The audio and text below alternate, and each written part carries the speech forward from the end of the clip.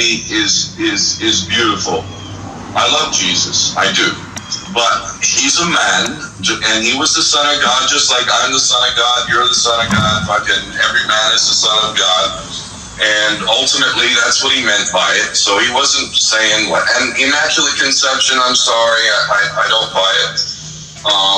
And it just denotes that why would God have a human incarnate as his literal son? Just bullshit, man. What? We get what? Is that why we're supposed to wait for the second coming? Oh, we wait until the fucking end of time. And even if Jesus could come back and save us, I'd say, go away, Jesus. No. If you gift it to us, what will happen? Like little spoiled brats will fucking throw it away in no time. We have to earn it. So, anyway, that's the real Christianity, which is beautiful. And I still don't believe that it has a monopoly on fucking God, but nonetheless, there is truth in there. I agree. Everyone has their take. Charles Giuliani is a complete... He's hilarious, first of all. I just discovered this guy, all right? Let's say it's like maybe 3 weeks ago. And I've been going through his archives. This guy is a fucking pisser, man. A fucking pisser. Holy shit, man. And his attitude is just so cool about it. He's like, don't you understand, you fucking stupid motherfuckers, these psycho fucking baby-eating cunts? I mean, the shit that comes out of his mouth is just hilarious, man. Oh, I love people that get it, man. I just love people that get it, you know? There's another... Go ahead. That's good, isn't it? It is good that people get it. There's some people that get this shit. Another couple that my wife and I really like is Kyle Hunt, and his wife is called the Goyim Goddess. Her name is Sinead. Sinead. They're both Irish, and they live in Florida. I think it's Deltona or just north of Apaka. And they are so funny. If you haven't checked out the Goyim Goddess, man, you got to check out her music, man. She's so funny. I'll be honest with you, brother. I like what you showed me, that Hitler thing that they put me in. Hey, dude, that's beautiful, man. I'm very blessed. And I have to say, listening to Hitler, listening to his audio while getting to read what he's saying, wow. I mean, the man was. I'd have to say, another one. I disagree with my brother here also on Putin. I'm sorry, but what I see in Putin is a man who comes from the KGB, clearly. And yes, he was a servant to the Jewish cunt bitch fucking bastards who killed the Christian czars. But I think he turned like John F. Kennedy. I think he turned, and for whatever reason, and I could be wrong, but that's my belief. That's another one I want to meet big time. I very much want to meet Putin. I very much do. I don't. And Nurmagomedov. Oh man, I love that guy. Which guy? Habib Nurmagomedov. He's the fucking featherweight. Oh! I got you now. 28, no, and he's gonna fight Justin Gaethje. Justin Gaethje just kicked the shit out of Tony Ferguson, who was like on an 11-fight winning streak and had beaten the who's who. And he just kicked the shit out of Tony Ferguson, and now he's gonna fight Habib. And I have to say, he's probably the only guy who has a chance against fucking Habib. But even so, my money's on Habib. Okay. Maybe I should put some money down on Habib. Well, the thing, I don't know what the odds are going to be. I mean, you have to keep in mind that Habib is considered by many to be the greatest of all time. Although the other people ahead of him, by most people's standards, George St. Pierre, John Jones. But Habib is recognized as fucking a badass. The only thing that gives Justin a real chance is he's a top level collegiate wrestler, man. Like, Division I fucking top rank, really fucking incredible wrestler. And Habib, when he gets you down to the ground, you're fucked. You're fucked. So this guy has a chance to be able to either defend the takedown or get back up quick. But if he doesn't, he's fucked. Habib, man, he does this shit, man. He gets you up against the cage, and he gets one of your hands behind your back, and he grabs one of your hands behind your back. Then he locks his fucking legs around your legs like scissors, so they're trapped. So think about it. All you've got is one arm. That's it. But you're fucked. Your other arm is behind your back, and you can't get any leverage on it. Your legs are tied up in a scissor fucking wrap. And the only free arm you have is the one that you would need to try and escape. But Habib just holds you down, and he's got a free arm. He fucking wails down on you. He's fucking bad, dude. They call it the fucking Dagestani fucking handcuff. Pakistani or Bagistani? Dagestani. That's like the Caucasus, man. And I don't see no coincidence that Habib, such a tough motherfucker, and then there's another guy coming up right now named Chimaev, who many are calling Habib 2.0. Like, he's fucking better. He's bigger, he's stronger, and he has the same technique and maybe even expanded striking ability. So these guys come from the region where those motherfuckers come from originally. They don't come from Israel, you idiots. They come from the Caucasus. And yeah, they come from the Caucasus. So, sure. Well, it makes sense that they'd be tough, right? If they had to deal with that shit. Well, oh boy. Yeah, that would make sense now, wouldn't it? It makes sense, doesn't it? It makes sense. Anyhow. That's why I love fighting, man, because, dude, if it don't kill you, it makes you stronger, man. Fucking, dude, if you want to be tough as nails, man, you got to get your ass kicked. You got to fucking fight when the odds are against you. You got to be able to dig through the fucking tumultuous fucking adversity of getting your ass kicked. And, and if you've got a chin, which I know I've got a chin, fucking, you can pump me hard, motherfucker. I don't know. No one's ever been able to knock me out. Fucking good luck. Aside from that, I know how to move. I'm pretty fast, man. So fucking good luck trying to hit me full connect. I hear you. That's why my brother, God bless his soul, he died May 24th, 2007. He tried to bulk me up. He wanted me to get bulky.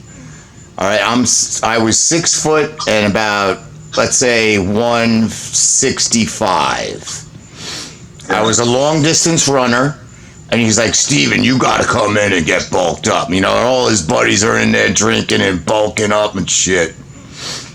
I don't know about that, man. I'm like, I'd like to stay limber. I can do other things instead of bulking up.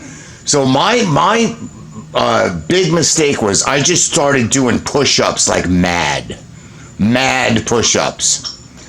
Yeah. And what happened was my chest built up. I still have baloney breasts, man. And it's hard to work that back, man. Well, I'm going to show you right now. I'm going to go do my first little set today. I'm telling you, most people, and you've got some extra weight, man, so it'll be much harder. Exactly. I tell you, man, the best fighters, they're not big, huge chunks of dudes. They're no. lanky, man. Lanky, stay limber. Look at John Jones, man. Dude, he's got like an 84-inch wingspan. So, let's see here. Oh, guy can't punch, man. Guy can't punch. What do you got going on there? Oh, you're in the Allegheny Mountains, sir. Those are the Alleghenies. I think you can see me. Tell me if you can see me. Yeah, you're fine. I'm gonna zoom in here. Sorry. I screwed it up, guys. Oh shit.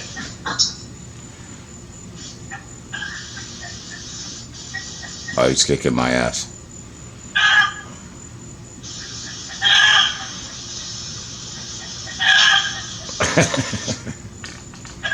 You can't do one single pull-up! You can't do... Get out of my face!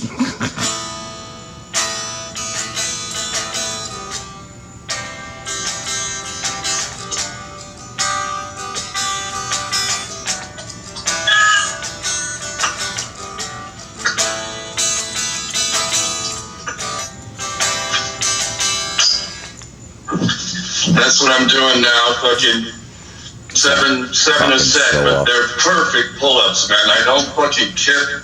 If I kipped, I could easily do fucking 20, easy. Fucking show off. You're a fucking show off! Well, I'm telling you, man, 3 weeks ago, when I started doing pull-ups again, one was like, I might be able to do one good form, maybe. Yeah, and now look at you. Dude, if you do pull-ups, you might not be able to do one clean right now, but no, I won't. No way. It don't fucking matter, dude. Just fucking give it your best and keep going back. Keep going back. Eventually, it'll motivate you to lose some weight too. Yeah. Well, I dropped. I quit smoking, dude. I gained 30, but I've dropped 25 so far. So I'm back, nice. All right? So now, the next time I quit smoking, I have to make sure I do not gain that weight back. So I'm formulating a plan. You know what I'm saying? I cannot gain that weight back. That weight was not, that was more unhealthy for me to fucking have all that weight on me, man. It broke my back. It was fucking stupid. It was fucking stupid. I should have kept smoking at a regular pace. But my problem is that I'm a chain smoker. So I know I gotta drop it. I gotta just drop it now. I'm gonna be 54 September 5th. I have to drop this now. And just fuck it. That's it. Watch all these other fuckers fucking kill themselves, man. I'll fucking roll my own. I'll fucking roll some weed. Hello? Hello? Brother, can you hear me? Yeah, I can hear you fine, man. You're being broadcasted, man. Not cool. Broadcast. I'm not fucking sharing this unless you have given me authorization. Whatever, man. No problem. Listen, man. Here's what these are the kind of relationships that the only kind that I want. Period. Mutually beneficial.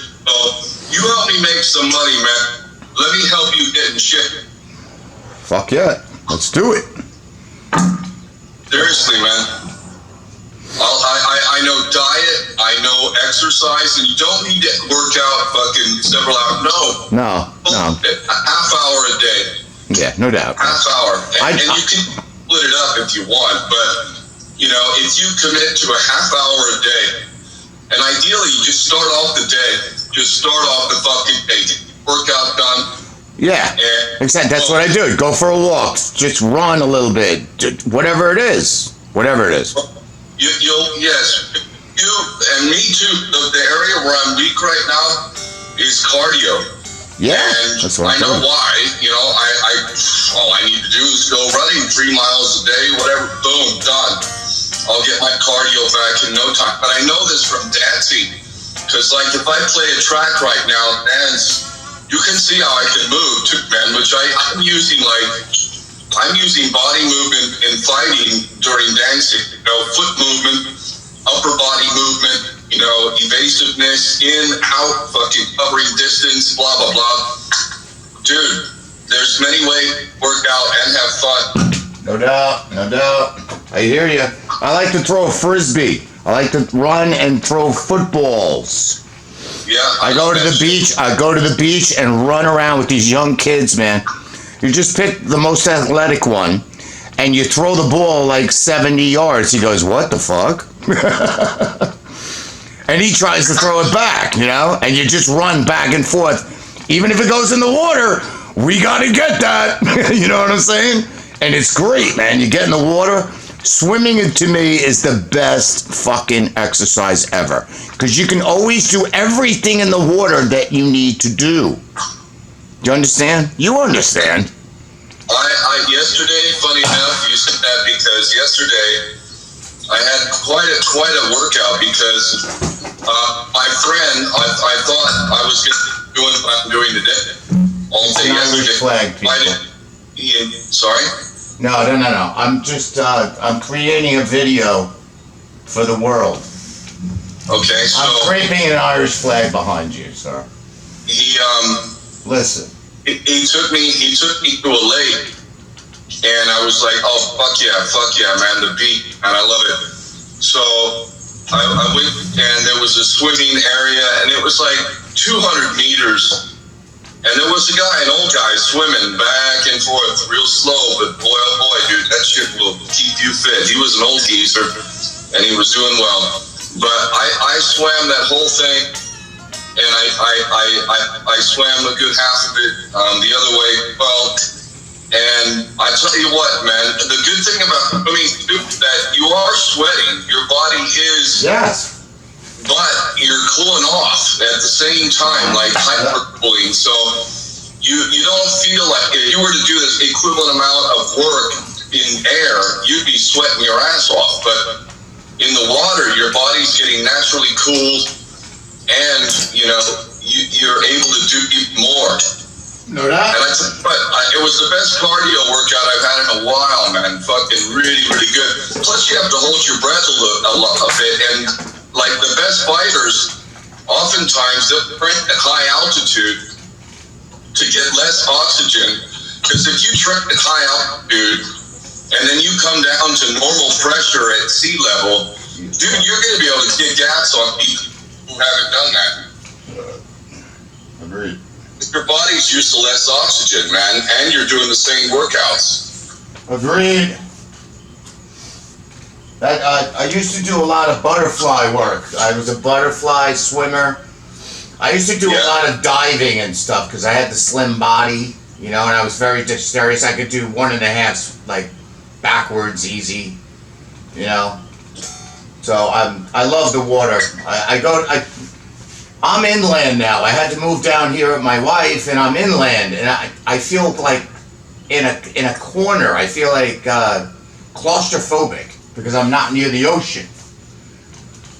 Yeah. Dude, I'm telling you, it's the toughest thing about moving inland is not having the ocean. I lived on the ocean. I went to the beach every motherfucking day. I would end my workday by jumping in the ocean naked. Okay, it's very hard to be away from it, man. It's really hard. It's funny you say that because I grew up on the ocean. I grew up in San Diego, Los Angeles, a couple of years as well, but it was at the beach all the time. By the time I was 15 and a half, I had a car, my permit, full driver's license, and all I did school and fucking went surfing a lot. Fucking dude, I was in the ocean all the time. And I moved to Hawaii. I was a dive instructor, a free diver. I was in the water all the time. And then 9/11 happened, and I needed to get the fuck out of it. Sorry? No, there's a call coming in. It's fine. Oh, okay. It's a guy. It's a good friend of mine for like 40 years from Florida. Let's continue our conversation. So anyway, I knew I needed to get out of Dodge. So 2 months after 9/11, I literally fled the United States, and I became a refugee in Holland, man. And I didn't touch the ocean for several years. Cool.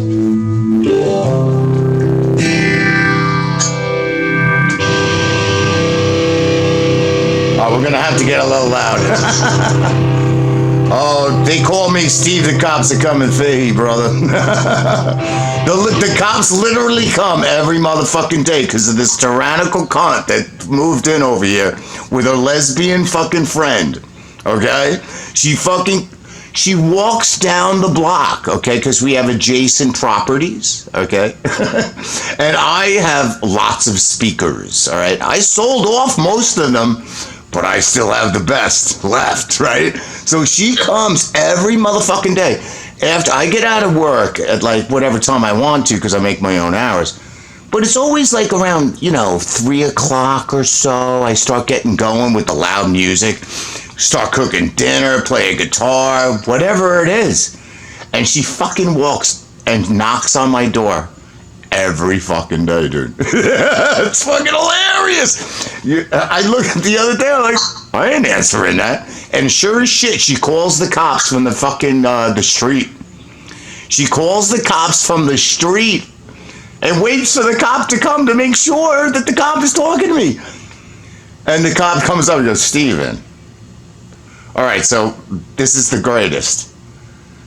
Fucking, there's been too many complaints. It's the same tyrannical cunt, lesbian weirdo that keeps calling with the dog that she never walks, Holy shit. There's 3 cop cars in front of my house, and I swear to God, over a boombox. It's a fucking boombox. What kind of boombox? Well, it's a Bose, man. It's a little loud. It is a little loud, I have to say, man. Nice. But listen, what's wrong? What's wrong with Eddie Van Halen on a Friday, man? I don't know how. Like, I have Sony MBX 1000 headphones. Those are like always with Bose, quiet comfort for the best.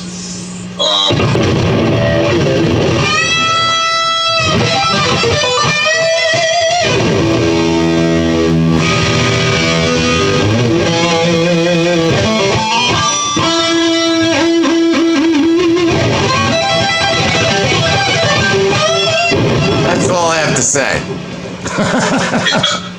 I mean, enough is enough. I mean, I don't give a fuck about this. I mean, now my wife wants me to get her name and stuff because she speeds past the house. It's a 25-mile-an-hour thing. She speeds past it like 45. She's like, get that plate. I'm going to start getting on her. Whatever. Happy days, guys. Happy days. Here's a little blues riff in A.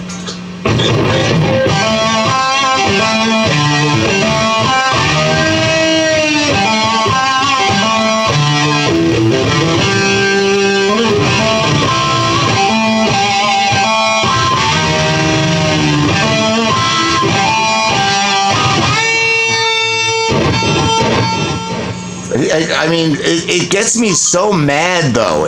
I start shaking, I'm like, I gotta stop this. I'm gonna be 54 next week, man. I gotta stop, shaking over these fucking tyrannical weirdos, man.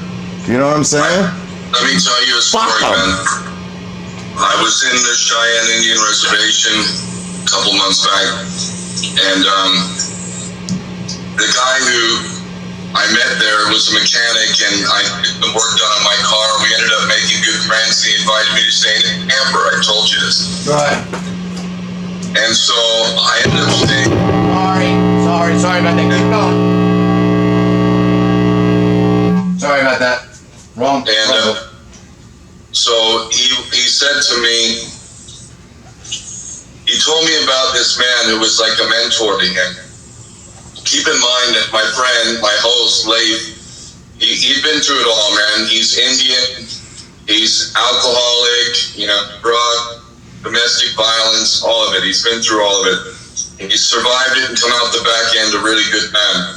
But he had this mentor who said to him, while he was talking about people bitching like your neighbor or whatever, people bitching, miserable people. Right. And he stopped him. He goes, hey, it's none of your fucking business what other people think. It's none of your fucking business what other people think of you. Well, I think the most important lesson you can learn from all of this is that you have to understand everyone has their own perspective. It's very important in life to understand that everyone is free and they have their own perspective. They see through their eyes. They don't see through anyone else's eyes.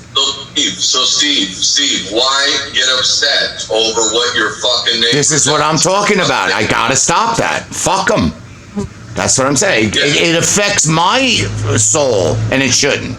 It should not. Well, there you go. So that's the truth of what my brother told me. It's none of your fucking business what other people think of you. Exactly. Don't fucking worry about it, man. I don't give a shit. Whatever.